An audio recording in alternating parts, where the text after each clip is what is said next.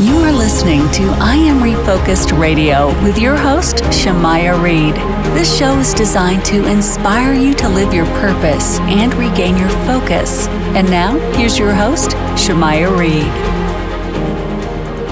Hey, welcome to I Am Refocused Radio. Man, we are here once again today. Man, we have another special guest. We're going to talk to Michael Levitt. He is the Chief Burnout Officer of the Breakfast Leadership Network. He has an amazing website, breakfastleadership.com. And man, he has a book that you can get on Amazon right now. It's Burnout Proof: How to Establish Boundaries to Avoid the Negativity of Stress. So first and foremost, man, Michael, I just want to say thank you for taking time to schedule to talk to us today, man. How you doing? I am great. Really looking forward to our conversation today. Man, so burnout, you know a lot about this topic. So before we dive into today's show topic, give the audience a little bit of an illustration, a little bit about your background.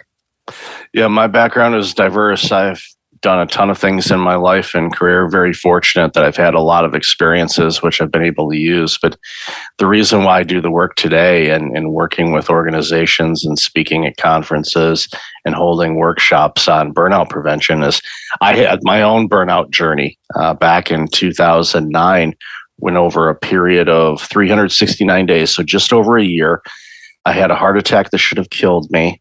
And then several weeks later, I lost my job during the Great Recession. And then a few months later, my car was repossessed. And then finally, about a year after the heart attack, my home was foreclosed. So all of those things happened to me in about a year. And all those things happened because I was burned out. I was making mistakes at work. I wasn't taking care of myself. I wasn't getting any exercise in, and it just was a complete mess of an existence as far as how I was. And recovering from all of those things, I decided, okay, I don't ever want to go through that again. No one should. So I did something strange, and I decided, you know what, I need to refocus on what's important in my life and what's not. And I made some adjustments along the way, and then got back to a more healthier version of me, and then noticed, wow, there's a lot of people that are looking like me. You know, they look stressed, they look burned out. So, excuse me, I started doing some research and realized burnout was a really big problem. And this was back in late 2014, early 2015. And I thought, okay, what am I going to do about this? Because my experience was pretty devastating. I don't want anybody to ever go through any of those things, much less all of them in a short period of time. So I started writing about it and talking with people, did some speaking engagements at little shops and whatnot.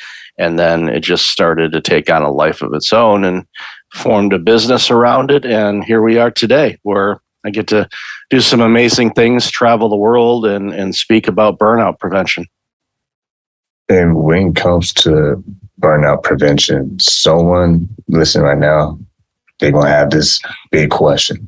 How do you notice burnout? Is there any way you can see the early stages before you actually start experiencing it?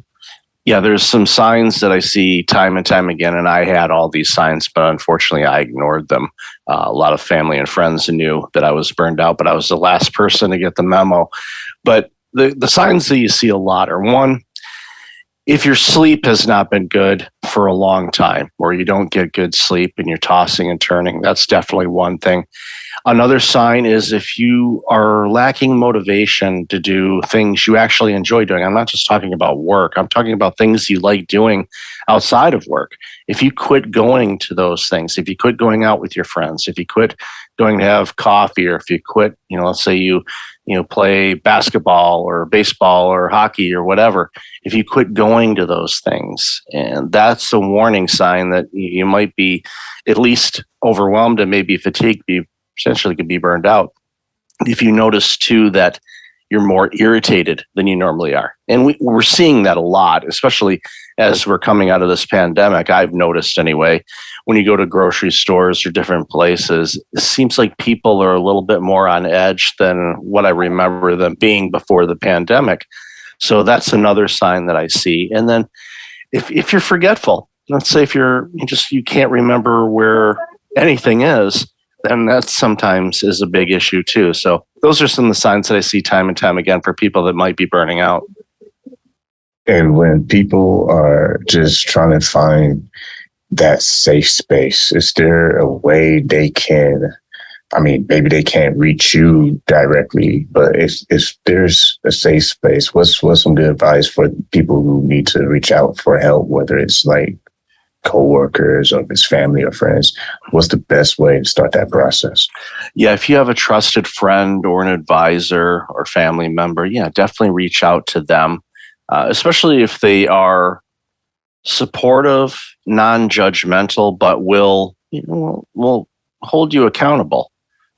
Because there's a lot of things in life that we do, and we have those friends and family members that are supporting us no matter what, but they won't hold us accountable. So we're not, being kept on tab to make sure that we're doing things right. So reach out to them. If you don't have somebody like that in your life, then there's services online through your employer. A lot of times they have employee assistance programs or mental health programs. We're seeing a lot more companies are starting to roll those out a little bit more. Those are great because you can at least have an initial call with a mental health worker, and they can guide you through some tips and techniques to be able to deal with it. Obviously, Google is a good way too, but a lot of times it's better to talk it out. And I tell this to people all the time. I have a therapist, and I think everyone should have a therapist. I've used them for years because they've helped me work through either current challenges or maybe something I want to work through that I've been dealing with for a long time with relationships, or why did I make that decision this way? What was the situation from that? So those are some tips on if you're thinking you're burning out, just start talking it out, because when you're stressed, you kind of feel like you're the only person in the world that's dealing with this, and you're not. There's millions of people that are coping with this right now. Once again, let's join Focus Radio, talking to our guest, Michael Levitt, the Chief Burnout Officer of the Breakfast Leadership Network. You can go to his website, breakfastleadership.com. And you also, you have a podcast that people can listen to, the Breakfast Leadership Show. They can listen to that anywhere they can hear a podcast. But when you started the process of going to these speaking engagements and traveling and meeting new people, new faces, you touched on some of the common things you've seen. But when it comes to the other side, right, the light at the end of the tunnel, what's some of the feedback that you receive from people after they have after they overcame that dark time in their life where they were experiencing burnout? What's some of the inspiring stories you can share with our audience? A lot I hear is from I can taste food again to I enjoy doing little things again. I picked up a hobby that I haven't done in several years, and I actually enjoy it, or I learned a new hobby, and I'm just enjoying life, and I'm not checking my email all day and all night. I'm not on my phone as much. I switched jobs because of what you said, and I found a healthier place for me to work, and I feel so much better, and making a contribution at work. Those are some of the testimonials I get. I get a ton of them, and how my experience and what I went through gave them some courage to make some steps and some adjustments in their life, because it's not easy to switch gears. It's not easy to say, you know what, I'm going to leave this job, even though it's horrible for me. I know that I can find something better, but it's still, that's a risky situation, because many people have been with their companies for a long time, and they're afraid of going out to something new, because you don't know what that job's going to be like. You don't know the environment. You feel kind of like the first day of school when you're a little kid. The first day is a little anxious for some people. So a lot of people feel that. But what I hear time and time again is once people start making some decisions on taking care of themselves a little bit better and focusing on their well-being, that's when they start seeing some transformation, and they feel better. The stress is reduced, and without prolonged stress, you won't burn out. So if you address the prolonged stress, then you'll feel better, and then things in life just become easier for you. And also in your book, give that a shout real quick, Burnout Proof, how to establish boundaries to avoid the negativity of stress. You, in the book, talk about implementing techniques that can go further than what people are used to, taking that quote unquote vacation once a year that we all get excited about. But what's some of the techniques that people can put in their life so that way they are actively being involved in the restoring process? For me, one of the biggest game changers was just to make sure that I knew what things and experiences in life I enjoy, and I make sure that I schedule those in my life.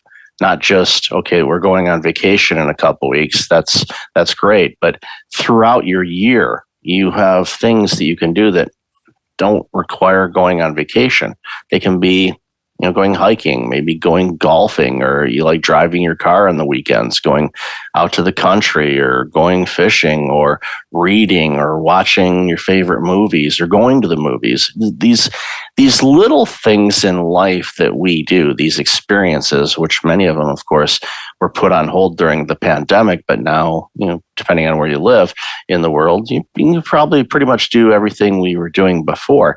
It's important for you to do those things and filter those in. Even if you're working a ton of hours, working long days, maybe you're a business owner and you just put in time, you need to do those things and physically do them, and go to it and leave your phone in your pocket or in your purse or wherever you keep your phone and just experience the moment. I think too many people, and we've seen it with smartphone usage, we spend so much time on these devices, which are amazing devices, but we miss life. We miss experiences. And, that's another technique is, kind of restrict your screen time as much as you can.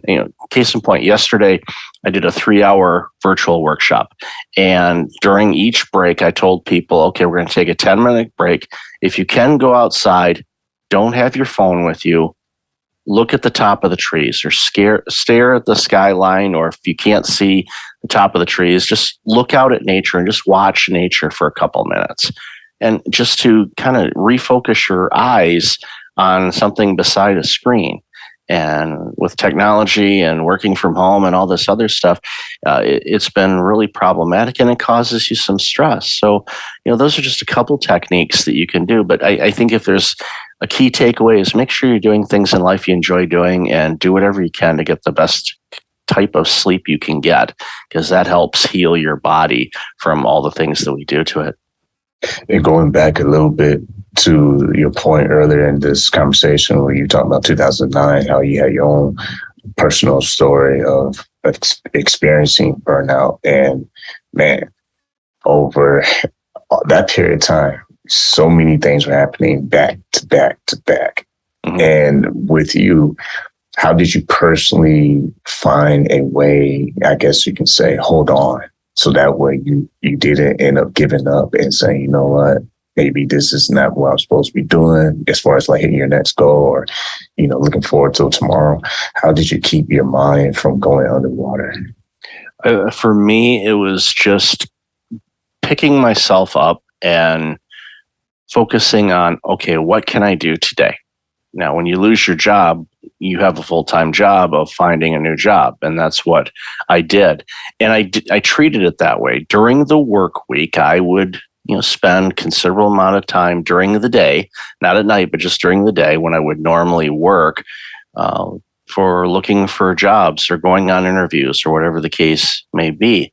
And then at night and on the weekends, I didn't. I wasn't looking for jobs at night. I wasn't doing it on the weekend. I was spending time with my family and still, basically healing up from the heart attack that I had. And that was a big help. And then once I found the job and found a new position, when you lose the car and then you lose the home afterwards, at that particular point, it was, okay, I have another vehicle that's paid off, so we don't have to worry about that.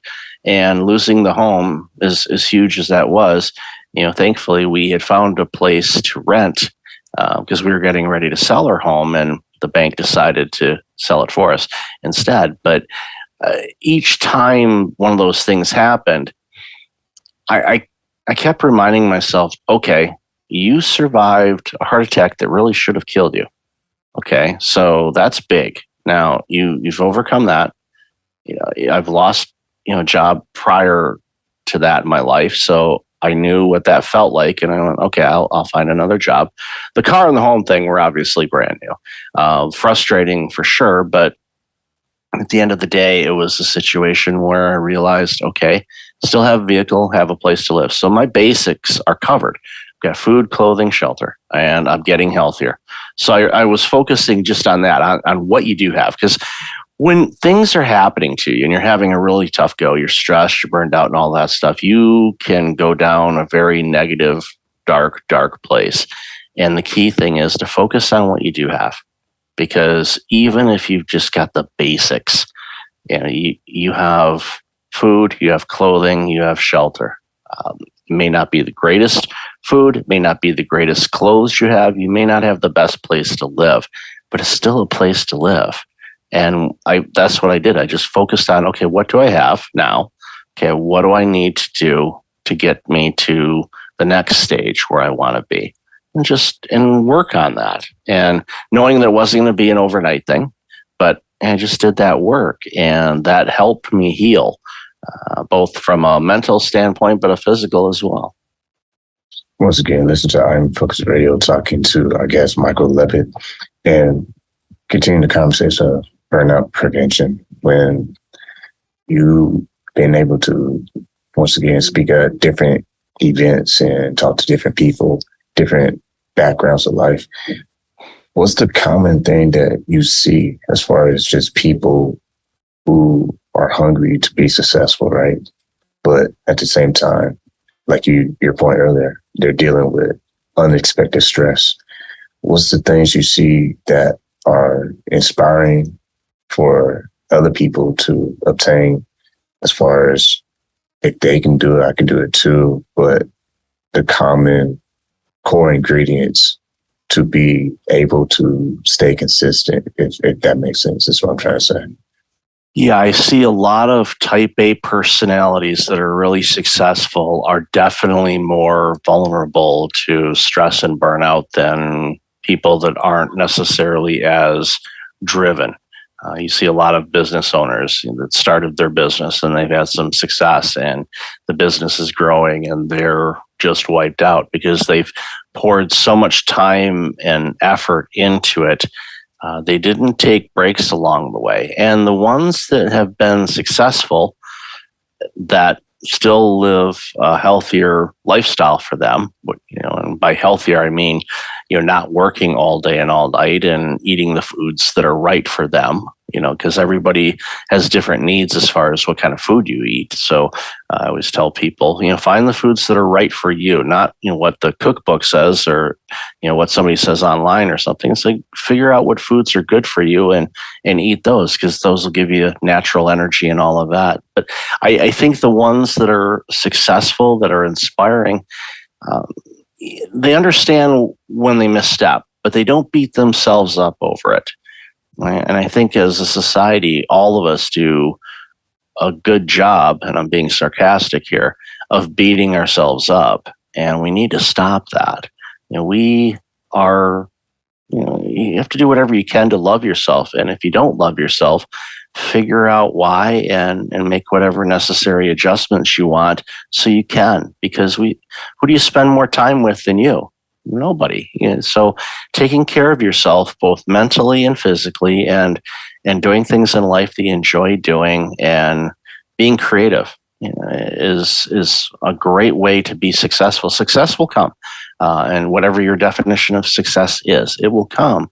But sometimes it takes a little bit longer. But I'd much rather something take me 10 years to build it, and at the end of it, I'm energized and able to enjoy all of that effort, than try to cram it into a 3-year span and be completely wiped out or just burn out and lose everything because I was just pushing too hard and not taking care of myself in the meantime. So those are just a couple things that come to mind.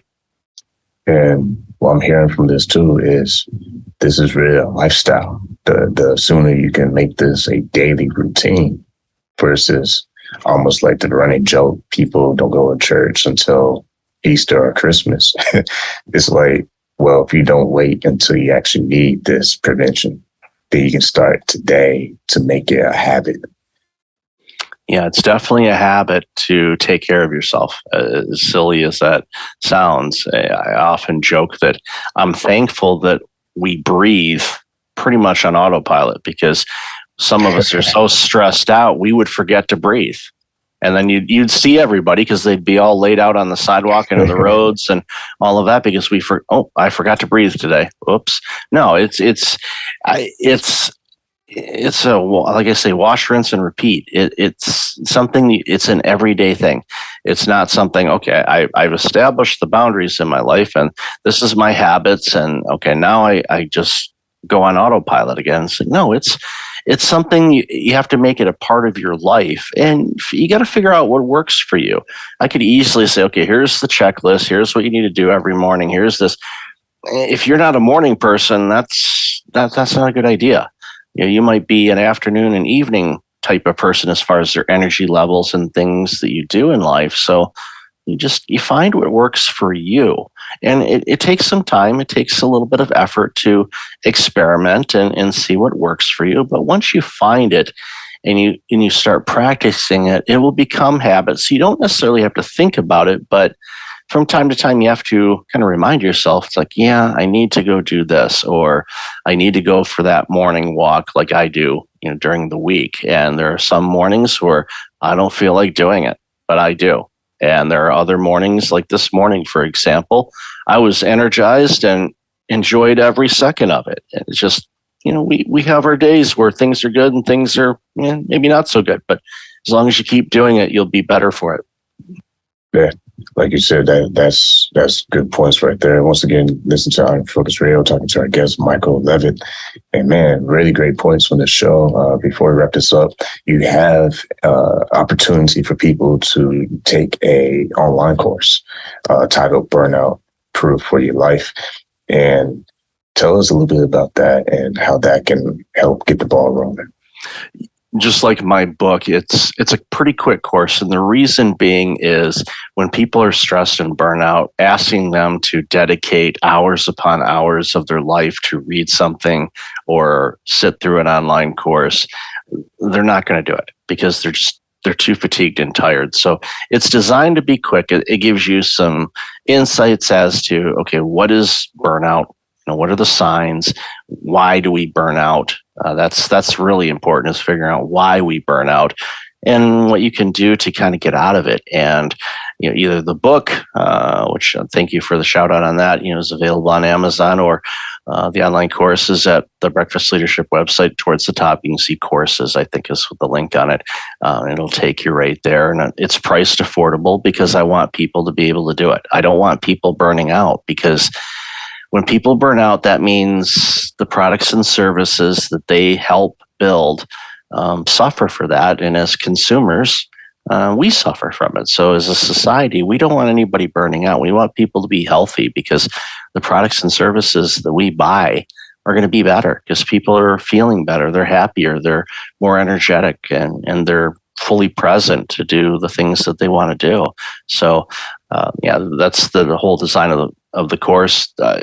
Plans in the new year for some additional coursework, just trying to wrap that in between speaking schedule and everything else that I get to do, because it's not good for the burnout guy to burn out. So I have to manage my time accordingly as best I can, but I appreciate that. Once again, listen to I Am Refocused Radio, talking to our guest for today, Michael Levitt, the Chief Burnout Officer of the Breakfast Leadership Network. You can go to his website, breakfastleadership.com. You also get his book that we mentioned earlier, and that is Burnout Proof, how to establish boundaries to avoid the negativity of stress. And last but not least, he also has a podcast himself. It is called Breakfast Leadership Network Show. I want to say once again to you, Michael, thanks for your time and taking a moment out of your schedule to talk to I Am Refocused Radio. I really appreciate the opportunity. Thank you so much.